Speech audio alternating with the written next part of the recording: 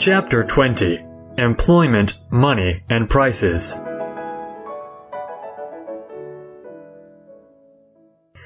An unproved functional relationship. I hope I have not said it too often, but as we advance in the general theory, the confusions and fallacies become progressively denser, and crowd up to a point where the task of disentangling the traffic snarl begins to look utterly hopeless. This is not surprising.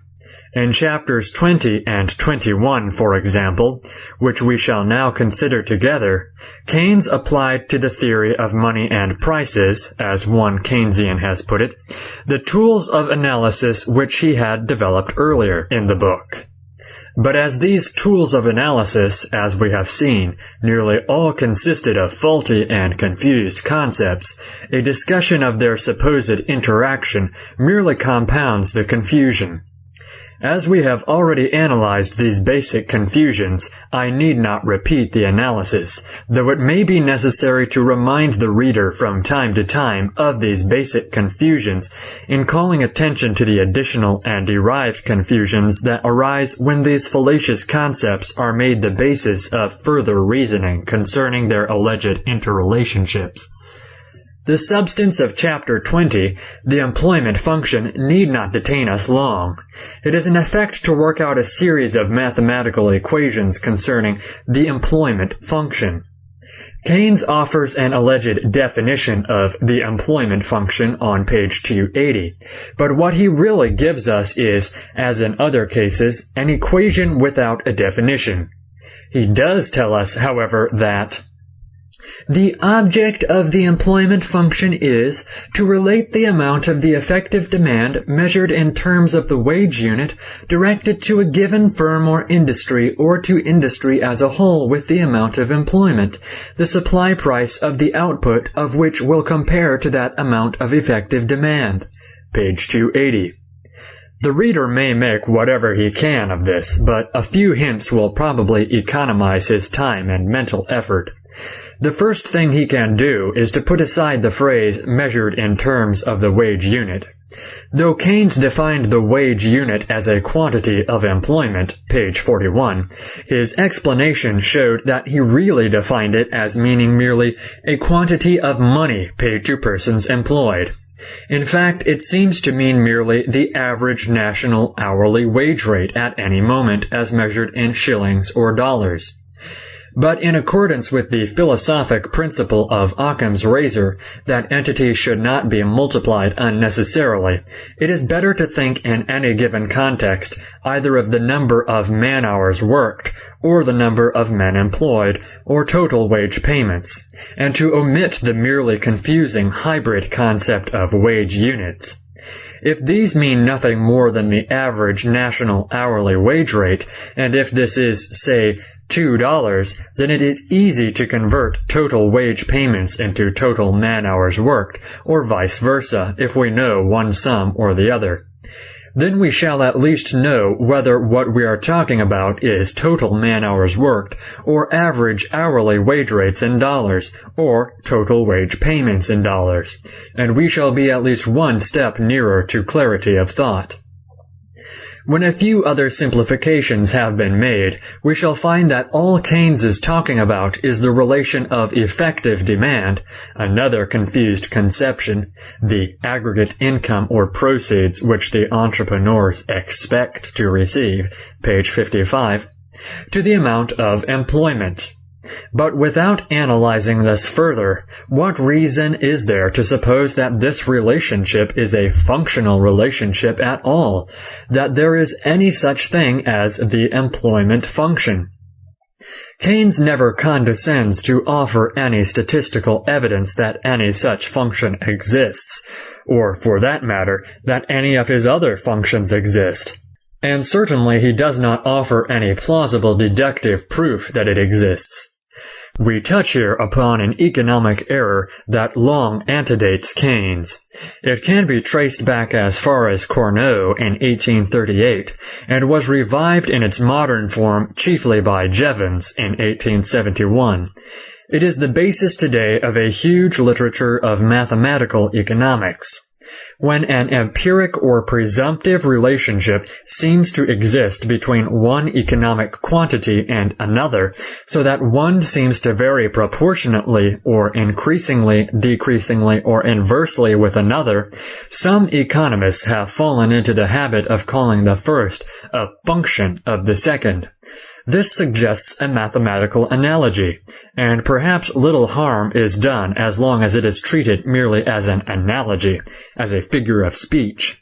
It is unobjectionable to say, for example, that other things remaining unchanged, the demand for a commodity, in the sense of the amount bought, seems to vary almost as if this demand were a decreasing function of the price of the commodity.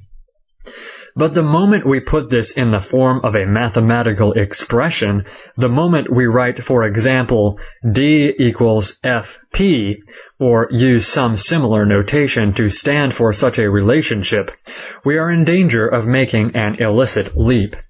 We have assumed in our formula that this mathematical relationship exists. We can, of course, assume such a relationship by hypothesis, but this can never yield anything better than a hypothetical conclusion. We can no more prove that a relationship exists by expressing it in a mathematical equation than by expressing the same assumption in words. We are merely more in danger of deceiving ourselves, because we have made our assumption precise, though it may be precisely wrong. Let us remind ourselves, for example, of exactly what a function is. Once more I take the definition. If a variable y is related to a variable x in such a way that each assignment of a value to x definitely determines one or more values of y, then y is called a function of x. That a given value of x in any assigned meaning definitely determines one or more values of y is something that we must prove to be true, not something that we make true simply because we have assumed it.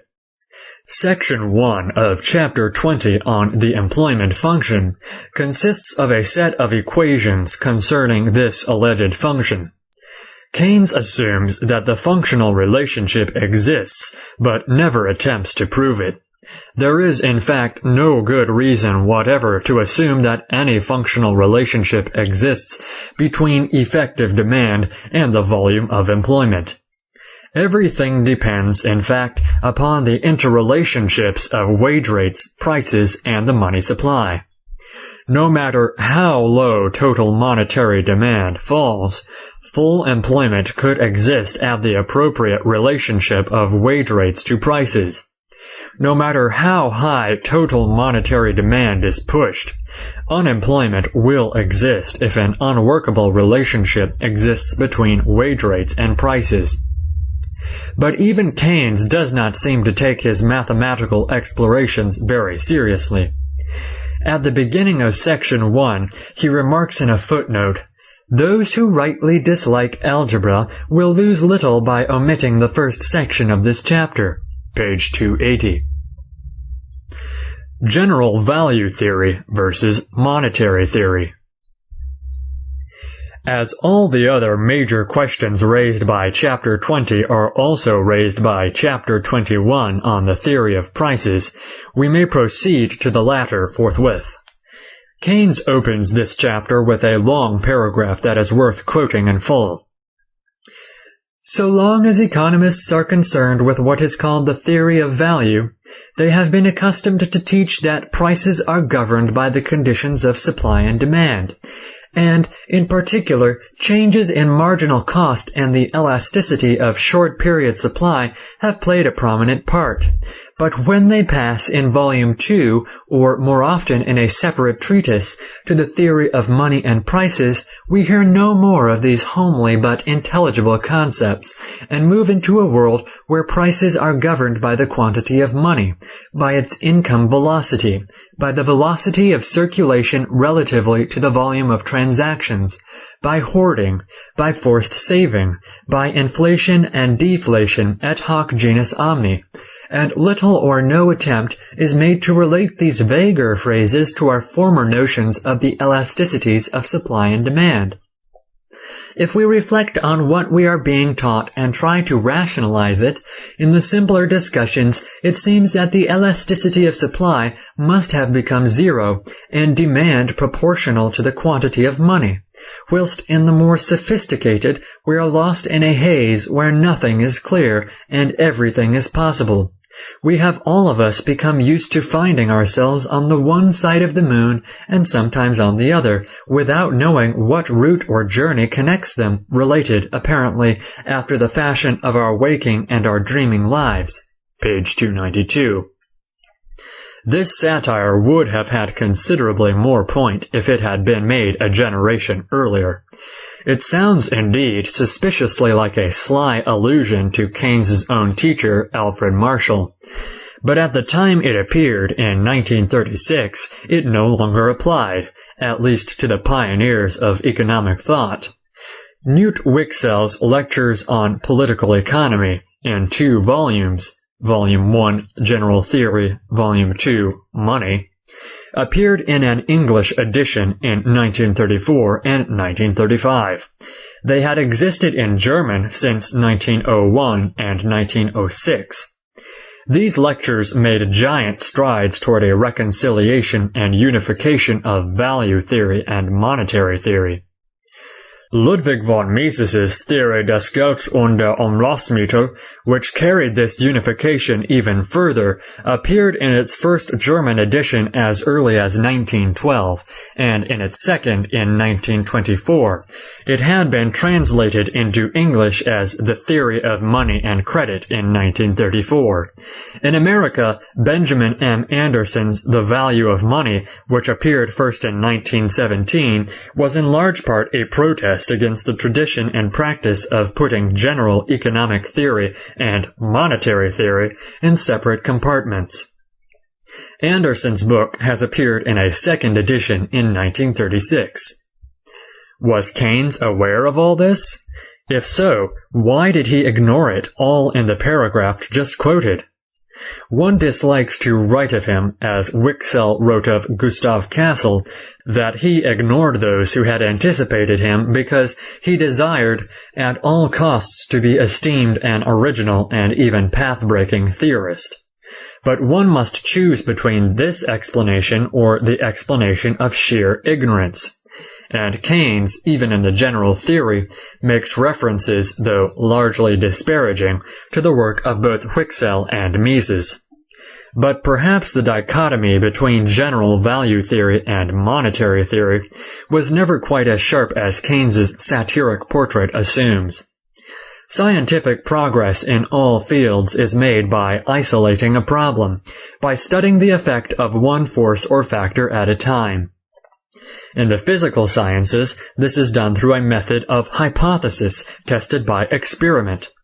In the social sciences, experiment in any meaningful scientific sense is impossible, and the method of isolating hypotheses must be the chief reliance.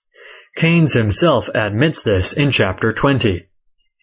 The object of our analysis is to provide ourselves with an organized and orderly method of thinking out particular problems, and, after we have reached a provisional conclusion by isolating the complicating factors one by one, we then have to go back on ourselves and allow, as well as we can, for the probable interaction of the factors amongst themselves. Page 297. This was the method originated by the classical economists, and specifically by Keynes's bête noire, Ricardo. They abstracted, among other things, from money, in order to simplify and make manageable the problem of value.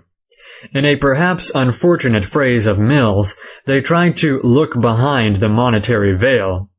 Their mistake was not in doing this, but in later forgetting that they had abstracted from money, and that their conclusions were therefore oversimplified and more hypothetical than realistic.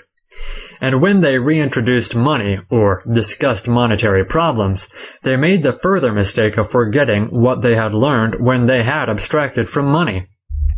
They failed, in short, to put the two sets of problems together, or rather, their solutions were merely pasted together, not unified. Monetary economists and general economists worked within separate frames of reference, and both lost by the separation. Curiously enough, Keynes does much the same thing. His own effort at unification of monetary theory and general value theory, as well as of static and dynamic theory, is unsuccessful. It is unsuccessful because of a number of specific errors, some of them astonishing.